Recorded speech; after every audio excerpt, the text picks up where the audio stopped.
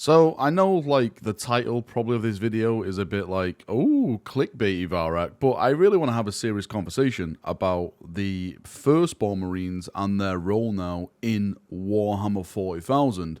Because now, after the Black Templar release, I'm more or less convinced now that every Space Marine release for Warhammer 40,000 will involve Primaris Marines, and we will no longer have Firstborn attached to the 40k Space Marine range. As a Space Marine player, I absolutely love Firstborn Marines. I'm actually at a point now where I don't even class them as Firstborn Marines. I don't class Primaris as Primaris Marines. I just class them all as Space Marines. That's the way I see it. I know a lot of people say to me, then, if you love them so much, then Valrak, why don't you have them in your army? And it's true. All I have in my Space Marine force is the Primaris Marine. And the reason I do that is because Games Workshop themselves haven't invested into that product line. And what I mean by that, and this is the whole discussion of this video, every release we've had so far in terms of Space Marines has been Primaris. If I look at the Firstborn Marines, yes, I think they actually have some better, cooler looking models in terms of HQs and stuff like that.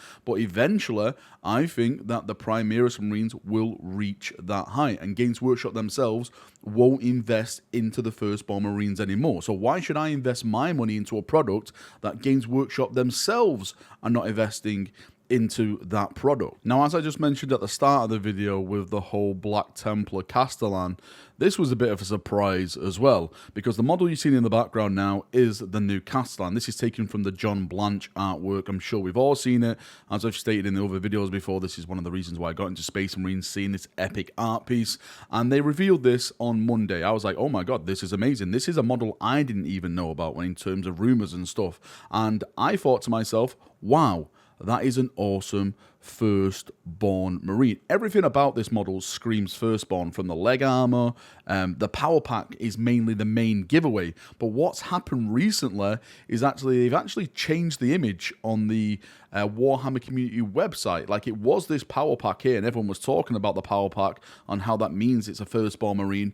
And now they've changed it over to this one, where they're basically just showing his face in a more of a closer up style. Also, over on Twitter and also on Facebook, they confirmed this model is actually a Primaris Marine instead of a Firstborn Marine. So Games Workshop themselves now are even going a step further and actually making art pieces from back in the day. Again, the John Blanche art piece. We all know that they were Firstborn on there, and reimagining this chap now as a Primaris Marine. Let's say he probably may have a little bit of lore in the Codex that crosses the Rubicon Primaris, but then the argument is there is like, well, what about his armor then? His armor is not really Primaris, and it's not. If you look at that image, my first thought is that is not a Primaris Marine. They just upped the scale in terms of that model being a Firstborn to a Primaris, and then just said, hey, this is a Primaris Marine. Like, when 8th edition came out, I actually stated, and again, this was just me assuming because of with this new launch of Primaris Marines, is that within like the next 10 years,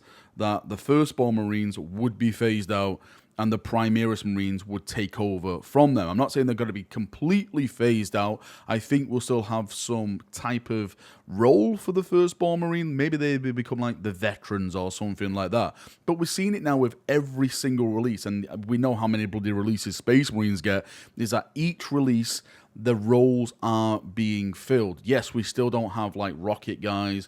We still don't have las cannon guys. You can argue flamer guys. Yes, you do have flamers on aggressors. You do have the last talons on the snipers.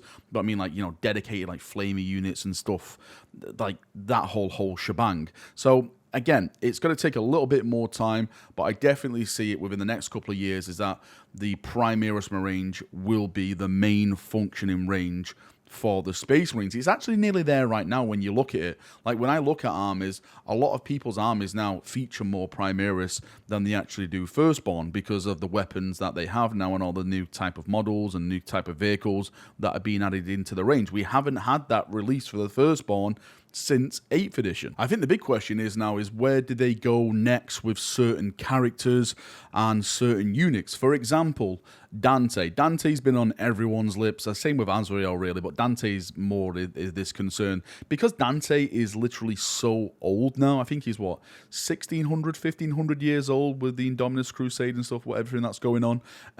Is he okay to cross the Rubicon Primaris, we all know Dante's got to get a new model within the next 5 years. It's definitely going to happen. It may not happen with 9th edition, but I think it will definitely happen with 10th edition.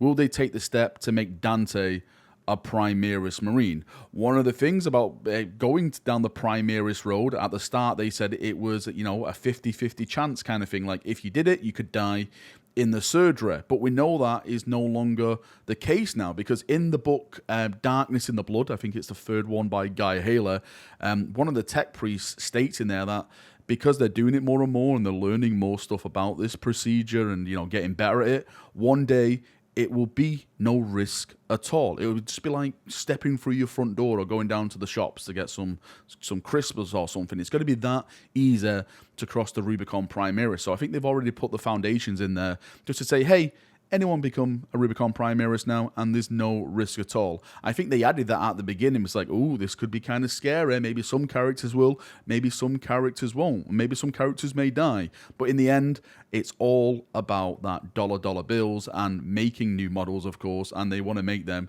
in that new Primaris format. So I think it's only a matter of time before Dante crosses the Rubicon and becomes a Primaris Marine. And it's the same with some of the units attached to, like, the Blood Angels and stuff. Sanguinary Guard. I see stuff like that becoming Primaris Marines.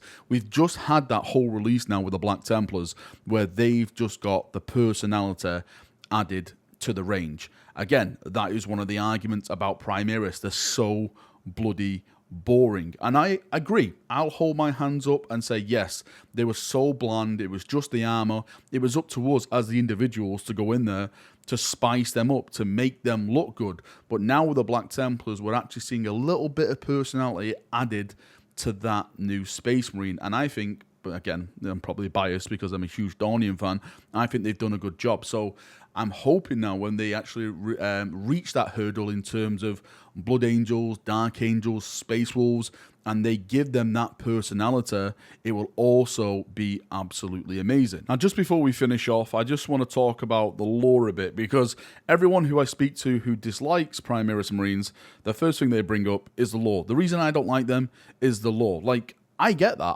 I completely understand that. When I first read about Primaris Marines, they basically popped out of holes in the ground. It felt so strange that Abaddon was so close to, like, you know, killing Gilliman and stuff, and all of a sudden, Primaris Marines were here, they descended from the skies, everything was happening. It was like, what the hell in the Emperor's name is all of this? It felt very, very rushed. Well, to me, it felt very, very rushed. So I understand why a lot of people took a dislike to it, because it felt like, oh, this is stupid. It did. That's what it felt like. It felt a bit crappy and stupid. But what I will say now, since those days, I've actually been reading more books and, should I say, listen to more audio books and stuff, and they've really started to flesh out the lore in terms of these new Space Marines. Like, some chapters like them, some chapters dislike them. You know, like when they go into certain chapters, they don't feel like they're in the right place and stuff.